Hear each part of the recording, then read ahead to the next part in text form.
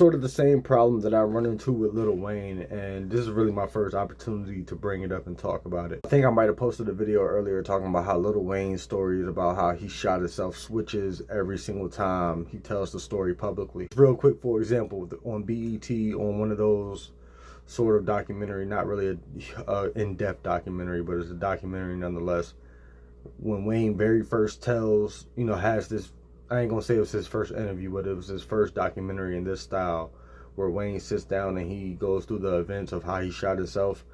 The whole Uncle Bob character is a very small, minute character in the very first time he tells that story. Don't get me wrong, he's still the one who saves Wayne's life and all this other shit, but Wayne gave him a lot more to do by the time he told that story a second time on like Good Morning America or whatever that show was. The main point with Wayne is how you going, especially when it comes to Wayne, how you gonna sit there and say that you was in the streets gangbanging and all of this shit, but really your real life, by the time you get everybody sit down and give their account of where they were around this time in Lil Wayne's life, by the time everybody sit down and do that, nigga, where did you have time to gangbang? Lil Wayne was a signed artist at the age of 14, rapping years before that, and even before that he was doing extremely well in school. So where did he find time to be this blood gang member like he claimed to be all of these fucking years? Like, if he was out there gangbanging,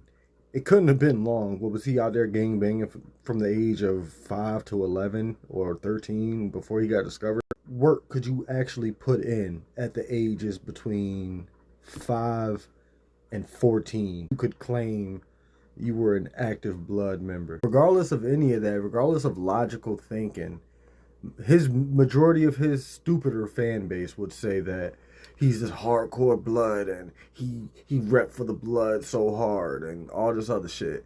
When soon as Wayne started to get underneath, he was really good at dodging the telescope or the magnifying glass, I should say. The point is, the influence that he has and some of the trends that he set really, they're cool, but as far as being impactful in the way that, most people want to make it out to be, it's really nothing more than fucking negative bullshit. That's a lie. Like, I can understand if that was his real fucking life, but most of Wayne's lyrics is a fucking lie. That's why he doesn't necessarily go into stories. He's more of a punchline rapper, meaning his lines lead up. He's saying some shit, but it always leads to a punchline. His metaphors and similes and all that shit will always be greater than his storytelling has ever been. I don't think there's a Wayne album where he has great storytelling.